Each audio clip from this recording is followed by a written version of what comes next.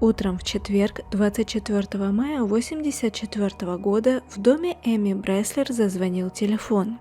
Эми живет на тихой улице Галфпорта, Флорида, а на другом конце провода был ее сосед Дэвид Маки. По тону его голоса Эми сразу поняла, что что-то случилось. Дэвид объяснил, что он уехал на конференцию в Род-Айленд и с вечера вторника пытается связаться со своей девушкой Карен. Мужчина звонил домой, ее друзьям, сестре, новому начальнику и даже в полицию и больницы, полагая, что мог произойти какой-то несчастный случай. Но никто ничего не слышал о 36-летней Карен Грегори. Поэтому Дэвид попросил Эми выглянуть в окошко и посмотреть, стоит ли машина Карен возле дома. Эми выглянула, и машина в самом деле стояла на подъездной дорожке. Тогда он попросил соседку пройти к его дому и проверить, как Карен. Он так сильно переживал, что решил подождать на линии, пока Эми вышла из дома. Эми постучала в ближайшую к ней боковую дверь. Никто не открыл. Она пошла к передней двери, но не успев приблизиться, увидела осколки стекла. Эми постучала, но ответа не было. Она обошла дом и нашла открытым окно спальни. Спальню закрывали шторы, но Эми все же позвала Карен. В ответ тишина. Заметив щель в защитном экране окна, Эми просунула руку и отодвинула шторы. Как только она это сделала, ее сердце ушло в пятки. В коридоре возле спальни она увидела нижнюю часть женского тела и кровь. Море крови. Она снова позвала Карен, надеясь услышать стон или заметить движение. Ничего. Тогда Эми как можно скорее бросилась бежать домой, вне себя от ужаса. В дом она вбежала в состоянии истерики и смогла лишь выпалить ждавшему ее Дэвиду, что произошло что-то ужасное. Она еще не знала, что, но понимала, что ей нужно позвонить в полицию.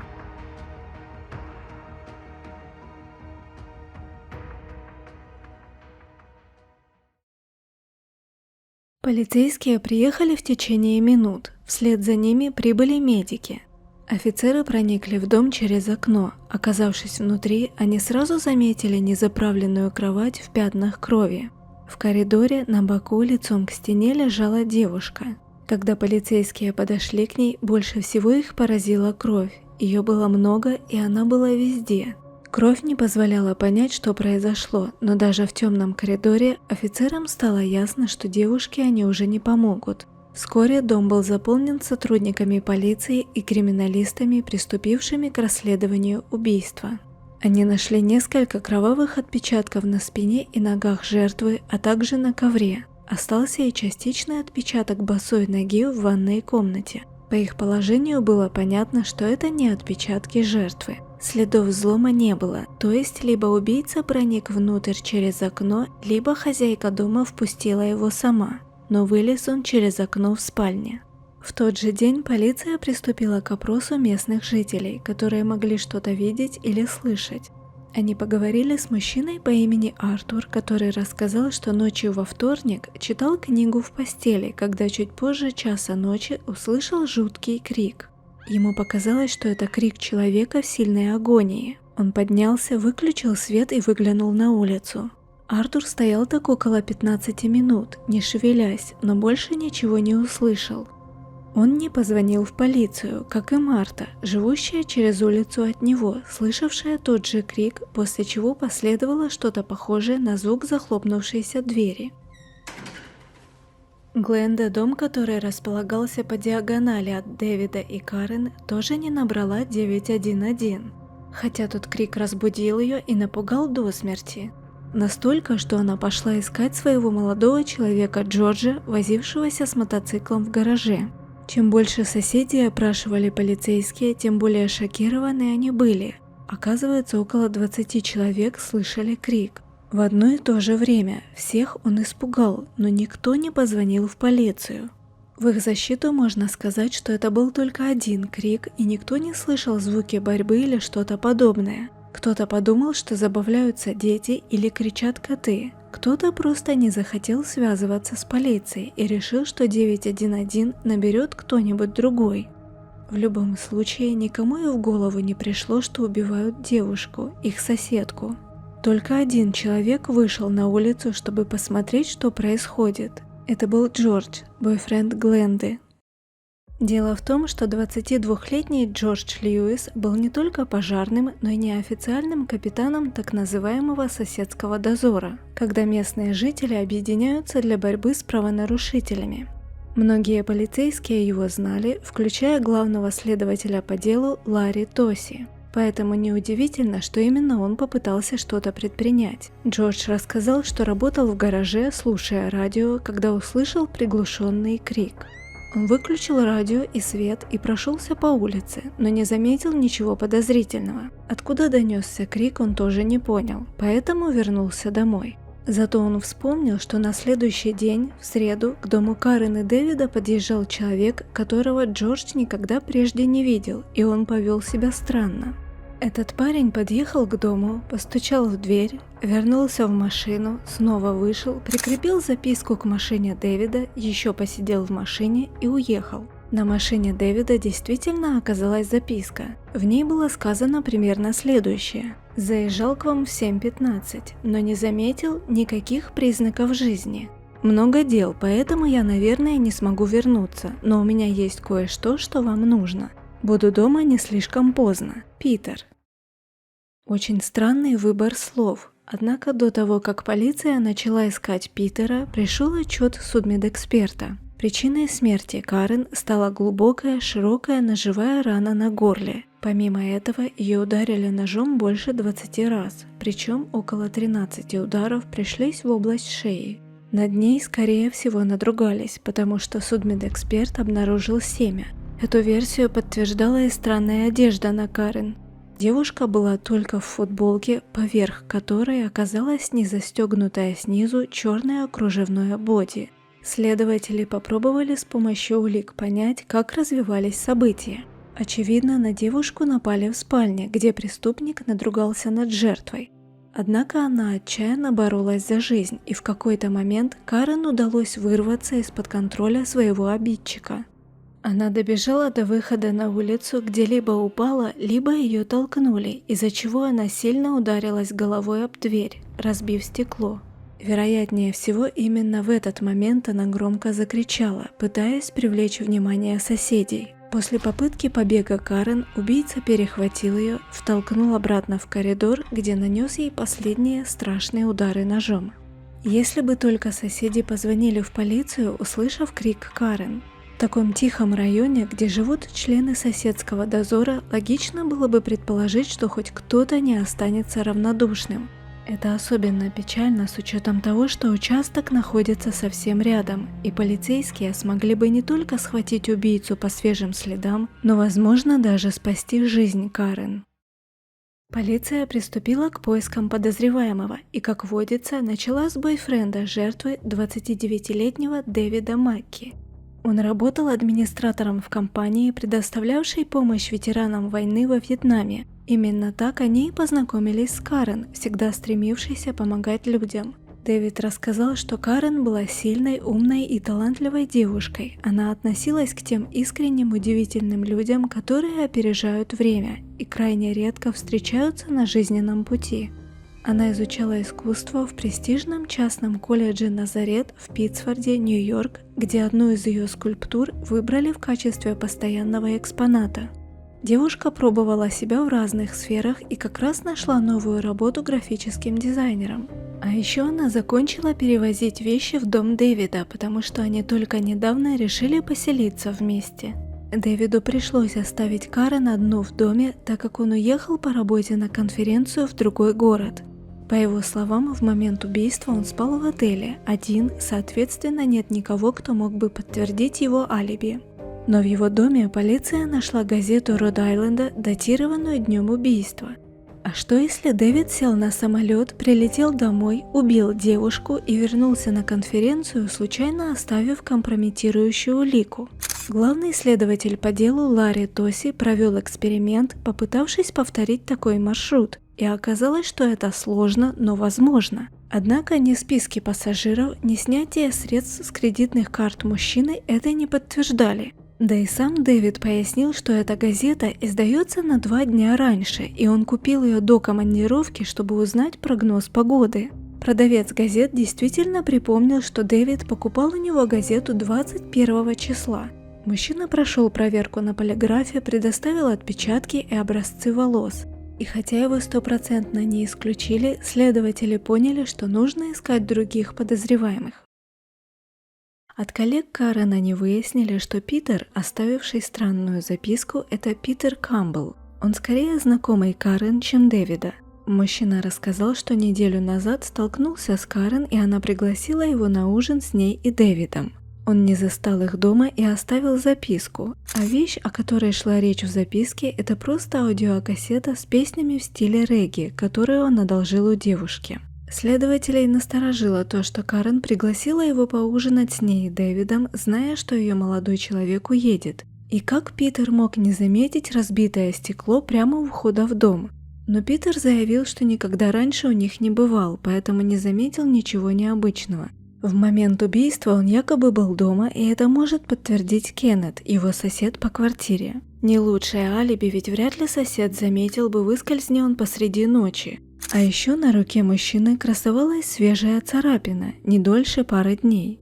Питер заверил, что всегда в царапинах из-за работы или игр с собаками. В целом, на тот момент он казался наилучшим подозреваемым, но у полиции не было вещественных доказательств, которые связали бы мужчину с местом преступления. И в его пользу говорило то, что он всячески стремился помочь, с готовностью пришел в участок и предоставил отпечатки, образцы волос и так далее. А еще, и тут следует отдать следователям должное, они не хотели фокусироваться на одном подозреваемом. Пока детективы присматривались к Дэвиду и Питеру, в доме жертвы их внимание привлек один рисунок со смазанным кроваво-красным пятном на нем. Это было схематическое изображение часов, подписанное Стивеном Фишлером, коллегой Карен. Выяснилось, что сотрудницы на работе были не в восторге от поведения Стивена, и это еще очень мягко говоря. Он постоянно приставал к девушкам, показывал непристойные картинки и в целом заставлял всех чувствовать себя некомфортно. Он дал Карен почитать откровенный роман, который сам писал, и, вероятно, подарил рисунок часов, но теперь отрицал это, намекая на то, что она его украла. В отличие от Дэвида и Питера, он не стремился помогать полиции и утверждал, что едва знал жертву. Когда следователи прямо заявили ему, что не верят его словам, он потребовал пройти проверку на полиграфе, во время которой докажет, что говорит правду. Но не успели его подключить к аппаратуре, как без всякого давления на него Стивен остановил проверку и выпалил: «Ладно, я это сделал, но сделал это от отчаяния». Детективы думали, что убийца у них в кармане, но Стивен пошел на попятную и отказался от своего признания. Он настоял на завершении проверки на детекторе лжи. Поразительно, но полиграфолог сделал вывод о том, что Стивен прошел проверку. Он говорил правду. Мужчина отказался предоставить отпечатки, а красное пятно на рисунке оказалось всего лишь кетчупом. Полиции пришлось временно переключить внимание на других подозреваемых. Что касается версии об ограблении, бойфренду Карен, Дэвиду Маки, было сложно сказать, не пропало ли что-то, так как девушка только закончила перевозить к нему свои вещи. Он не смог найти два предмета: стеклянную вазу, которую могли разбить и выбросить давным-давно, и белое кружевное боди, которое Карен купила в качестве подарка на свой день рождения за пару месяцев до убийства. Опять же, он не был уверен, что Карен не вернула его в магазин. Но что если убийца взял его в качестве сувенира? Хотя детективы отбросили всех подозреваемых, не могли избавиться от мысли, что убийцей был кто-то, кого девушка знала. Во-первых, их смущала дверь. Питер Кампбелл и некоторые другие соседи заявили, что в среду, то есть в день после убийства, внешняя дверь дома была открыта. Но когда прибыла полиция, она оказалась закрыта. Питер, кстати, изменил свои показания и припомнил, что видел стекло, но не придал этому значения. Во-вторых, нападение на Карен было жестоким, и девушка яростно сопротивлялась. В какой-то момент ей почти удалось сбежать, когда преступник втащил ее обратно, причем все происходило в темноте. При этом место преступления, если не считать кровь, выглядело показательно опрятным и аккуратным. То есть, вероятно, преступник вернулся на место преступления, прибрался и запер дверь. Вряд ли грабитель или случайный убийца стал бы возвращаться только чтобы расставить стулья по местам. Расследование постепенно сходило на нет, когда в конце декабря, через 7 месяцев после убийства, офицеры побывали на вечеринке, где пообщались с женщиной по имени Мари. Она упомянула, что тоже слышала той ночью крик и описала его как громкий, страшный, протяжный. Казалось бы, она была одной из многих, кто слышал крик той ночью. Вот только она находилась в 3 кварталах от дома Карен. Полицейские даже не опрашивали людей, живших так далеко. Главный следователь по делу Ларри Тоси решил уточнить, если эта женщина слышала крик из дома с большого расстояния, как Джорджу Льюису, работавшему в открытом гараже, единственному он показался приглушенным. Джордж уверенно подтвердил, что слышал приглушенный крик, прошел до края своей подъездной дорожки, ничего не увидел и вернулся домой. Странно, в прошлый раз он говорил, что прошелся по улице, высматривая что-то подозрительное. Это было очень незначительное отклонение от первоначальной версии, но мужчину попросили пройти проверку на полиграфе.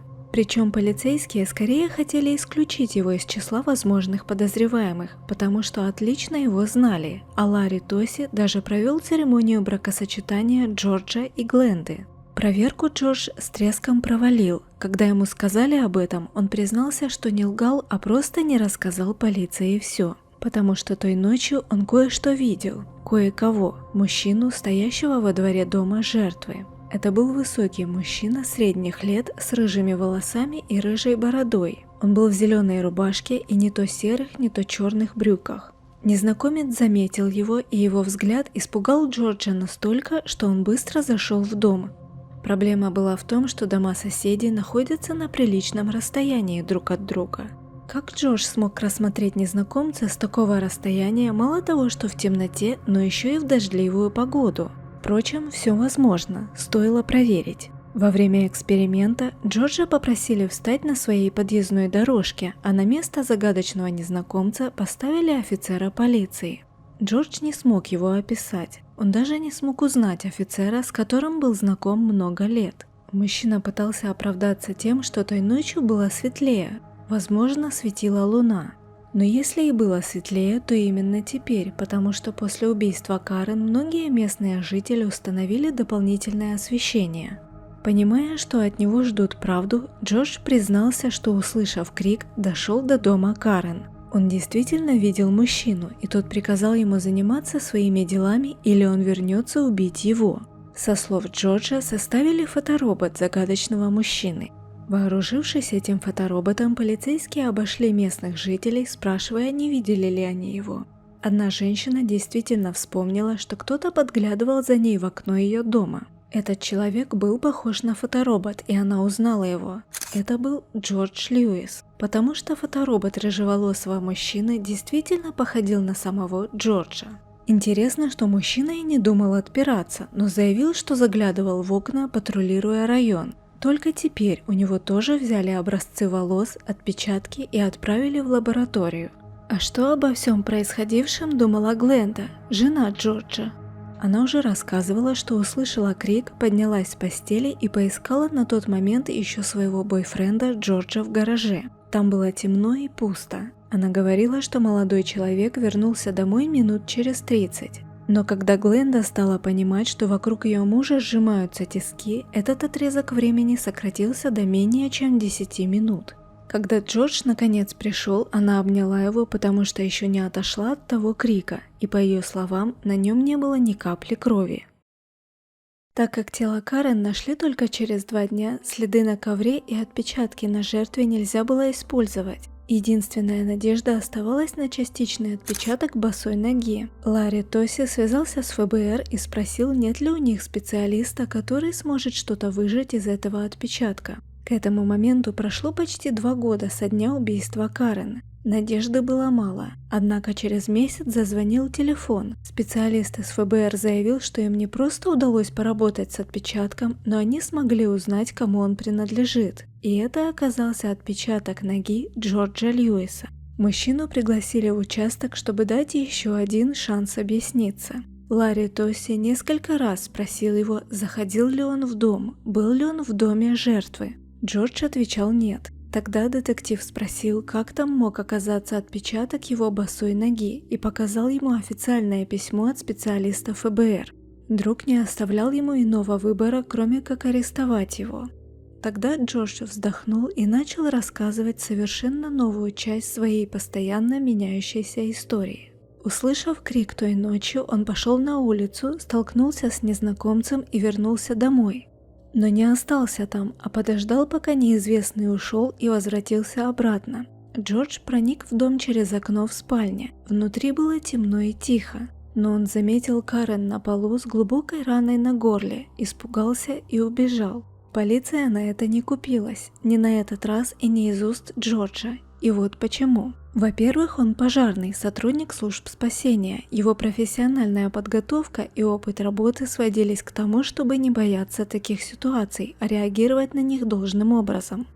Во-вторых, он не мог знать, что Карен нанесли смертельную рану по горлу. Общественности это не сообщали, а на месте преступления было море крови, и до аутопсии причина смерти не была известна даже детективам. В-третьих, Гленда, жена Джорджа, утверждала, что мужа не было дома меньше 10 минут. Мог ли он за несколько минут услышать крик, пойти к дому Карен, столкнуться с агрессивным незнакомцем, вернуться домой, подождать, пока тот уйдет, вернуться обратно, влезть в окно, найти в темноте Карен и убежать? Босиком, кстати. Эта история оказалась слишком притянутой за уши, чтобы следователи могли в нее поверить, даже если речь шла об их давнем друге. Джорджа Льюиса арестовали. Друзья и соседи мужчины не могли поверить в его виновность и все вместе собирали деньги на залог. Впрочем, не все считали Джорджа образцовым гражданином. Пообщавшись с первой женой мужчины, детективы выяснили, что на самом деле он не стеснялся проявлять агрессию по отношению к женщинам. И его всегда привлекали различные эксперименты в интимной жизни, которые претили его супруге, например, свингер-вечеринки. Любопытно и то, что он никогда ни в чем не признавался, даже если она ловила его на горячем. Интересный штрих к портрету. Как бы то ни было, начался суд. На свидетельское место поднялись два неожиданных свидетеля. Одной из них была Тоня Дэшон. Она встречалась с Джорджем летом 1984 года, после гибели Карен, когда мужчина временно расстался с Глендой. На тот момент ей было 16 лет, и на 17-летие он подарил ей любопытный подарок – белое кружевное боди. Дэвид Макки заявил, что оно было аналогичным тому, которое купила Карен и которое исчезло из дома после убийства. Обвиняемый при этом не мог вспомнить, как купил подарок Тони или как заплатил за него. Вторым неожиданным свидетелем стал сам Джордж. Он поднялся на свидетельское место и рассказал новую историю. Дело в том, что до этого никто не говорил Джорджу, где нашли окровавленный отпечаток стопы. Но в ходе рассмотрения дела это стало ему известно. И вот теперь он заявил, что был в гараже в рабочих ботинках, но они давили и натирали ноги, поэтому он их снял. Затем он услышал крик, проделал все то, о чем уже рассказывал, но когда увидел Карен, ему стало так плохо, что он метнулся в ванную, где его стошнило. Потом он выбрался через окно и побежал домой. Защитники Джорджа невозмутимо утверждали, что версия их подзащитного не была лживой, и он всякий раз говорил правду, но по частям. И теперь он поведал всю правду. Адвокаты также пытались обвинить в убийстве Питера, который оставил записку на машине Дэвида. Якобы в доме находился Питер, а на улице стоял его сосед по квартире Кеннет, который чем-то напоминал фоторобот. Но эта версия не выдерживала никакой критики. Да и непонятно, почему из доказательств вообще не был изъят фоторобот, составленный со слов обвиняемого в убийстве. Как бы то ни было, присяжные поверили в версию обвинения. Они поверили в то, что любитель подглядывать за соседками Джордж Льюис узнал, что Дэвид уехал на конференцию, и его молодая привлекательная девушка осталась одна. Он пробрался в дом, возможно, только чтобы надругаться над ней. Но в то мгновение, как Карен узнала его, у него не осталось другого выбора, кроме как убить ее. Джорджа Льюиса признали виновным в насилии и убийстве первой степени. Мужчина неоднократно оспаривал решение суда. В какой-то момент помочь ему взялись сотрудники организации «Проект Невиновность». Был проведен современный анализ ДНК, и в июне 2009 года пришли результаты, согласно которым Джорджа нельзя исключить из списка подозреваемых. Осужденный скончался в тюрьме в 2015 году, проведя в заключении почти 30 лет. До последнего дня он настаивал на своей невиновности, как и его близкие. Для них он навсегда останется добрым и отзывчивым человеком, посвятившим свою жизнь помощи другим. Однако для друзей и семьи Карен Грегори, людей, которые знали и любили ее и знали, какой ужас она пережила в ту ночь, Джордж был волком в овечьей шкуре, монстром, прятавшимся у всех на виду.